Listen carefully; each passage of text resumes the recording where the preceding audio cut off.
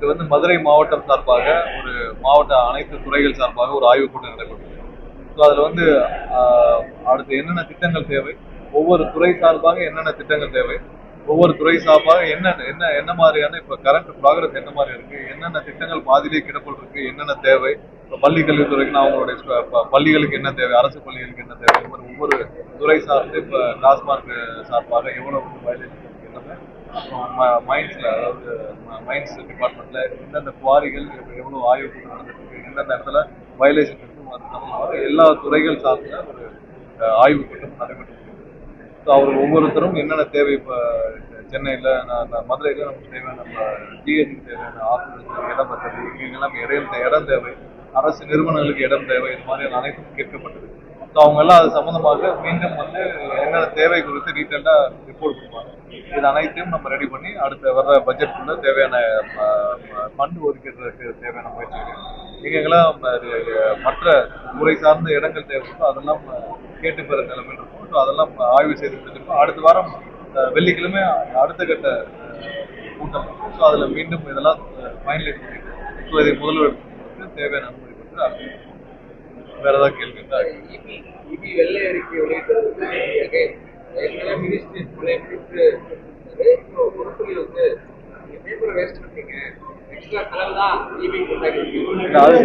அது சம்பந்தமா இல்ல, அது சம்பந்தமா வந்து பொதுமக்கள் அனைவருக்கும் தெரியும் இந்த வெள்ளை அறிக்கை எவ்வளவு தூரம் ரீச் ஆயிருக்கு, இபி டிபார்ட்மெண்ட் என்ன இருக்கு என்ன இல்லை, இவங்க 25 வருஷமா இந்த டிபார்ட்மெண்ட் என்ன நிலைமை இருக்குன்னு நம்ம அன்னைக்கு பப்ளிஷ் பண்ண வெள்ளை அறிக்கை அனைத்து பொதுமக்களுக்கும் தெளிவாக போய் சேர்ந்துருக்கு.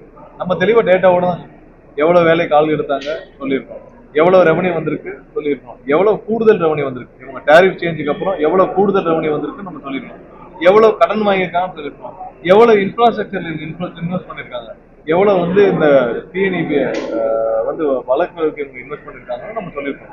ஸோ அனைத்தையும் நம்ம தெளிவா சொல்லியிருக்கோம். இவ்வளவு ரெவன்யூ வந்து இவங்க எதுவுமே பண்ணலன்னு சொல்லியிருக்கோம். ஸோ இதுல என்ன பண்ண போறோம்னு சொல்லியிருக்கோம். ஸோ நம்ம தெளிவா சொல்லியிருக்கோம். இங்க வந்து என்ன நடந்திருக்கோ அதான் சொல்லியிருக்கோம். நம்ம ஒன்றும் இதுல ஒளிவு மறைவு இல்லை, என்ன நடந்திருக்கோ சொல்லியிருக்கோம்.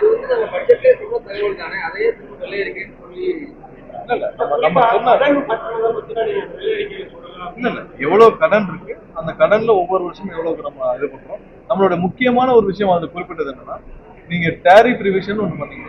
அந்த டேரிஃப் ரிவிஷனுக்கு அப்புறம் நடந்த ஒரு மிகப்பெரிய ஒரு ரெவன்யூ வந்து மீண்டும் அதனால என்ன பிரயோஜனம் ஆச்சுன்னா நிறுவனத்திற்கும் பிரயோஜனம் இல்லை. அதாவது டிஎன்இபி நிறுவனத்திற்கும் பிரயோஜனம் இல்லை. ஒரு 69,000 கோடி ரூபாய் புதிய ரெவன்யூ வருதுன்னா அந்த ரெவன்யூ வந்து ஒன்னு நிறுவனத்துக்கு பிரயோஜனமா இருக்கணும், இல்ல கற்ற பொதுமக்களுக்கு ஏதாவது ஒரு தேவையை கொடுக்கணும். ரெண்டுமே இல்லாமல் அந்த ரெவன்யூனால யாருக்குமே பிரயோஜனம் இல்லாமல் போய்விட்டதுன்ற ஒரு முக்கியமான குற்றச்சாட்டு. மற்ற காலங்கள்ல என்ன நடந்தது, ஒவ்வொரு காலகட்டத்திலும் என்னென்ன மாதிரி வளர்ச்சிகள் அவங்க கொடுக்கப்படுவது, ஸோ எல்லாமே நம்ம தெளிவாக தான் கொடுத்துருக்கோம். அது எல்லாமே மக்களுக்கு போய் சேர்ந்து.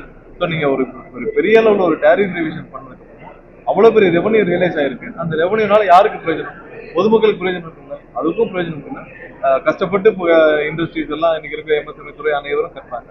ஸோ அவங்களுக்கு எந்த பிரயோஜனமும் இல்லை, நிறுவனத்துக்கு பிரயோஜனம் இல்லை. அப்படி யாருக்கு பிரயோஜனம் வச்சுதான் நம்ம அங்கே பெரிய குற்றச்சாட்டாக வச்சிருக்கோம். இப்போ ஒவ்வொன்று தெளிவாக சொல்லியிருக்கோம். அது மக்களுக்கு புரிஞ்சிருக்கு. முரசொலிக்கு புரிய வேண்டிய அவசியம் இல்லை, முரசொலிக்கு இது புரியாது கடைசி வரைக்கும். வேற ஏதாவது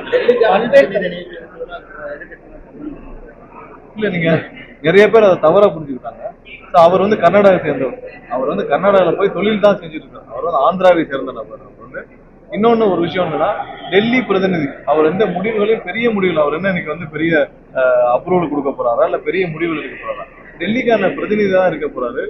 ஒரு ஒரு முக்கியமான விஷயம் என்னன்னா, கஷ்டமான சூழ்நிலைகள் அவங்க வந்து மிகவும் உறுதியாக நின்றவர், மிகவும் நம்பிக்கையானவர். இன்னைக்கு எந்த இடத்துலயும் வந்து ஒரு தவறான நபருக்கு அந்த பொறுப்பு வழங்கப்படுறது. அவருக்கு பல அழுத்தங்கள் கடந்த காலங்கள்ல வந்து அவர் மீது அவரிடம் பல அழுத்தங்கள் கொடுத்து அவர்கிட்ட வந்து எங்க மீது, எங்க தலைவர் மீதும் எங்க மீதும் வந்து பெரும் குற்றச்சாட்டை சுமத்துவதற்கு பல அழுத்தங்கள் வந்து, அதெல்லாம் தாண்டி இன்னைக்கு வந்து அவர் வந்து கண்டிப்பாக உறுதியாக நிற்பவர். அவருக்கு இது ஒன்றும் பெரிய இந்த பொறுப்பெல்லாம் இல்லை. ஆனா அதே நேரத்தில் இது ஒரு தவறான நபருக்கு கொடுக்கப்படவில்லை. அது கர்நாடகத்தை சேர்ந்த நபர்ல, அவர் ஆந்திராவை சேர்ந்த அங்கே தொழில் தான் செஞ்சுட்டு இருக்காரு. எனக்கு ஏதோ இல்ல அது வந்து நீங்க அவர் இங்க தமிழ்நாட்டுல வேலை பார்க்க போறது, அவர் டெல்லியில தான் இருக்க போறாரு. தமிழ்நாடு கவர்மெண்ட் தான் அவர் டெல்லியில ஒரு பிரதிநிதியாக கோஆர்டினேஷன் இருக்க போறாரு. அவர் எந்த முடிவுகளும் எடுக்க போறது இல்லை. அவர் இன்னும் பெரிய ஒரு முடிவுகள் எடுக்க போறது இல்லை. அவர் பெரிய அப்ரூவல் பண்ண போறது. கோஆர்டினேஷன் பண்ண போறாங்க. ஸோ அதுல தெரிந்தவர்கள் நம்பிக்கையானவர் கோஆர்டினேஷன் பண்ணல ஒன்றும் தப்பு இல்லை. பல பல இதுல வந்து அங்க டெல்லியிலேயே பிறந்து வளர்ந்தவர்கள் அங்கேயே இருந்தவர்கள் பல காலங்களில் போட்டிருக்காங்க. அது ஒன்றும் பெரிய விஷயம் இல்லை. முன்னாடி இது அலங்காரமாக இருந்துச்சு. யாருக்காவது ஒரு எம்எல்ஏ ஜெயிக்கலையா அவங்களுக்கு கொடுத்துருப்பாங்க அந்த போஸ்டிங். அலங்காரமாக இருந்தது. இன்னைக்கு யார் அதுல நம்பிக்கையா இருப்பாரோ அவங்க வந்து வேற எதுவும் மிஸ்யூஸ் பண்ணிடக்கூடாது அந்த பொறுப்புகளை. அவரு இப்ப கொடுக்கப்பட்டவர் வந்து உண்மையிலேயே நம்பிக்கையானவர். பல அழுத்தங்களையும் தாண்டி எங்களுடைய தலைவரோட நிற்பவர். அதனால ஒன்றும் தப்பு இல்லை. அதோட நம்பிக்கையானவர். அவருக்கு வந்து பணம் ஒரு பெரிய விஷயம் கிடையாது. இந்த பொறுப்பு தான் பெரிய விஷயம் கிடையாது. நம்பிக்கையான நபர். அவர் வந்து கன்னடத்தை சேர்ந்தவர் இல்லை. இது வந்து சும்மா அரசியலுக்காக சொல்றாங்க. நம்பிக்கையான நபர். அதுல ஒன்றும் தப்பு இல்லை. அவர் பெரிய முடிவுகளையும் எடுக்க போறது இல்லை. இது பெருசா பூதகரமாக்குறதுக்கு ஒன்றும் இல்லை. ஏன்னா ஒரு பிரதிநிதியாக இருந்து ஒரு அரசுக்கு ஒரு சின்ன சின்ன கோஆர்டினேஷன்ஸ் பண்ண போறாரு. இது முன்னாடி என்ன பண்ணாங்கன்னா ஒரு சின்ன பொறுப்பாக தான் இருந்தது. அது ஒரு 15 ஆண்டுகளாக ஒரு பெரிய லெவல் பொறுப்பாக ப்ரொஜெக்ட் பண்ணப்படுது. ஏன்னா யார் யாருக்கெல்லாம் வந்து பொறுப்புகள் கொடுக்க முடியலையோ அவங்களுக்குலாம் வந்து ஒரு டெம்பரரியா கொடுத்து இவங்க வச்சிருந்தாங்க. முன்னாடி திமுகவோ அதிமுக வந்து யாராவது ஒருத்தருக்கு வந்து சும்மா கொடுத்துட்டு இப்ப முன்னாடி அவருக்கு திரு தலாவை சுந்தரம் கொடுத்துருந்தாங்க. அந்த மாதிரி கொடுத்துருந்தாங்க. அவங்களுக்கு கொடுத்து அவங்களுக்கு வண்டியெல்லாம் கொடுத்து வச்சிருந்தாங்க. இவருக்கு அதுதான் தேவையில்லை. எல்லாமே அவருக்கு இருக்கு. ஒரு சின்ன பொறுப்பு தான். நம்பிக்கையான நபர் தேவை. அது ஒன்றும் அங்க ஏற்கனவே தெரிஞ்சு அங்க இருக்க டிபார்ட்மெண்ட் தெரிஞ்சவங்க கோஆர்டினேஷன் தான். இது இவ்வளவு பெருசா பேச வேண்டிய அளவுக்கு ஒரு பெரிய விஷயம். அதாவது யார் யாருக்கு என்ன மாதிரியாக ஆலோசகர் இருக்காங்கன்னா கண்டிப்பா எல்லா அரசுகளும் அவங்களுக்கான ஆலோசகர்களை வைத்திருக்காங்க. அதனால அவங்க யார் யார் வந்து நம்பிக்கையாக இந்த அரசை கொண்டு வருவதற்காக உறுதியாக ஒண்ணும் இல்லை. இந்த அரசை கொண்டு வருவதற்கு கொள்கை முடிவுகள் இந்த கொள்கை தலைவர்கள் இந்த அரசுடைய கட்சியோடைய கொள்கை தலைவர்கள் அனைத்தையும் முடிவு செய்தவர்கள் ஆலோசகர்கள் எந்த தப்பும் கிடையாது. யார் யாரெல்லாம் எந்த பொறுப்புக்கு பொருத்தமா இருப்பாங்களோ அவங்களதான் இப்போ நியமிச்சிருக்காங்க. யாரும் பொருத்தம் இல்லாதவர்கள் யாரும் நியமிக்கப்படுறாங்க. அதாவது மற்ற மதத்தில் இருந்து இஸ்லாமிய மதத்திற்கு மாறவர்கள் எந்த சலுகையும் கிடையாது. கண்டிப்பா இந்த ஆர்டர் அதாவது இல்ல கண்டிப்பா அதை எதிர்த்து இப்ப அந்த தீர்ப்பை எதிர்த்து தமிழக அரசு மேல்முறையீடு செய்யும் வேலைகளை துவக்கி இருக்கிறோம். கண்டிப்பாக அந்த தீர்ப்பை எதிர்த்து நம்ம வந்து தமிழக அரசு மேல்முறையீடு செய்யும். இல்ல கண்டிப்பா கிடையாது. இந்த தீர்ப்பை எதிர்த்து நம்ம தேவையான அனைத்து நம்ம வந்து அவசரமாக அந்த வழக்கு எடுக்கப்பட்டது. நம்மளும் வந்து போதுமான அளவு நம்ம வழக்கறிஞர்களை நியமித்து அதுக்கான அறிவுரை கூடியிருந்தோம். பட் அதே நேரத்துல இந்த வழக்கை எதிர்த்து கண்டிப்பாக நாம் மேல்முறையீடு செய்வோம். வேலைகளை ஆல்ரெடி துவக்கி விட்டோம். விரைவில் மேல்முறையீடு செய்யப்படும். நீங்க உச்ச நீதிமன்றமா இங்க சார்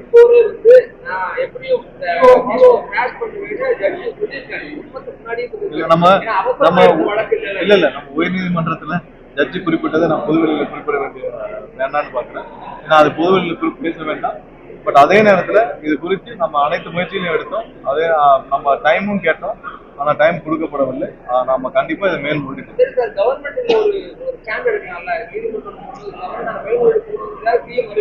இல்ல அதான் சொல்லியிருக்கேன். நம்ம அதுக்கான வேலைகள் நடந்துட்டு இருக்கு. நம்ம மேல்முறை செய்ய போறோம். பாலிசியாக நம்ம அதுக்கு அக்ரி பண்ணல. நம்ம மேல்முறை கண்டிப்பாக செய்ய போறோம். அதை மாற்ற அன்றே வந்து அதற்கான முயற்சிகள் அதுக்கான வேலைகள் துவங்கப்பட்டு அதுக்கான வேலைகளும் அன்றே துவங்கப்பட்டு கண்டிப்பா நம்ம மேல்முறை இன்னும் ஒரு சில நாட்களில் நம்ம ஃபைல் தமிழ்நாடு ஆய்வு கூட்டத்தில் அது சம்பந்தமா பேசுறோம். நிறைய இடங்கள்ல கொள்முதல் நிலையங்கள் வந்து அங்கங்க டெம்பரரியா இயங்கிட்டு வராங்க. அதெல்லாம் வந்து அரசு நிலங்களை ஐடென்டிஃபை பண்ணி கொடுக்க சொல்லியிருக்கோம்.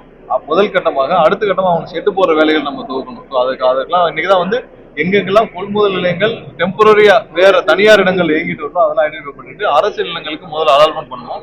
அதற்கு அடுத்த கட்டமாக அவங்களுக்கு செட்டு போற வேலை எங்கெங்க ஐடென்டிஃபை பண்ணிருக்கோம். செட்டு போற வேலைகளை நம்ம பார்க்கணும். அது எங்கெங்க பாதிக்கப்படுதுன்னு பார்க்கணும். அதற்கான வேலைகளை நம்ம இப்பதான் இன்னைக்குதான் வந்து ஆய்வு கொடுத்து அதாவது மதுரை மாவட்டத்தை பொறுத்தவரைக்கும் ஓவராலா இதே மாதிரி ஒரு பாலிசியை நம்ம கண்டிப்பா கொடுப்போம். மதுரை மாநகராட்சியில தூய்மை பணிகள் முழுமையா பாதிக்கப்பட்டிருக்கு. தூய்மை குப்பை தொட்டிகள் இல்ல மதுரை மாநகர டெண்டர் நிறுவனம் பல முறைகேடுகளை செய்திருக்கிறார்கள். அது சம்பந்தமாக இப்ப ஆய்வுல கண்டுபிடிக்கப்பட்டு வழக்கு பதிவு செய்ய சொல்லியிருக்கோம். கடந்த மாதம் ஒரு சில தவறான அவங்களுடைய முறைகேடுகள் கண்டுபிடிக்கப்பட்டு அவங்க மேல வழக்கு பதிவு செய்ய சொல்லியிருக்கோம். இன்றுக்குள் அதுக்கான கம்ப்ளைண்ட் கொடுத்து வழக்கு பதிவு செய்ய வேலையில துவக்குவார்கள்.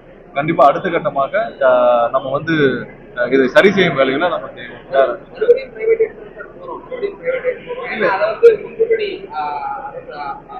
ஏற்கனவே நிறுவனம் அதாவது நம்ம சாலிட் வேஸ்ட் மேனேஜ்மெண்ட் நமக்கு தனியார் தான் கொடுத்தாங்க. நம்ம வந்து அவங்க வேஸ்ட் மேனேஜ்மெண்ட்டுக்கு நிறைய இடத்துல தனியார் தான் கொடுத்தாங்க. அது அதே மாதிரியான வேஸ்ட் மேனேஜ்மெண்ட் பண்ணுவோம். ஏற்கனவே இருக்கிற எக்ஸிஸ்டிங் வந்து நம்மளுடைய பணியாளர்கள் எந்த டிஸ்டர்பன்ஸும் பண்ண போறோம்.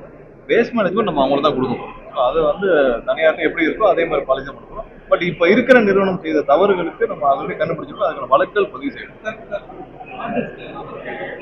வெள்ளை அறிக்கையில பேசுறதே சொன்னோம், கண்டக்டர் டெண்டர்ல நம்ம வந்து 9 டெண்டர்ல நம்ம வந்து முறைகேடு கண்டுபிடிக்கப்பட்டிருக்கு. அதுக்கான கம்ப்ளைண்ட்டும் நம்ம வந்து இப்போ லஞ்ச ஒழிப்புத்துறை கொடுத்துருக்கோம். விரைவாக அதிலும் வழக்கு பதிவு செய்யப்படும். அதை தொடர்பாக பண்ணப்படும்.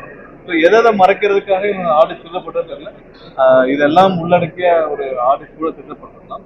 ஸோ அதனால கண்டிப்பாக நாங்கள் வந்து சிபிசிஐடியோட இருக்க அவங்க ரிப்போர்ட்டுக்காக நம்ம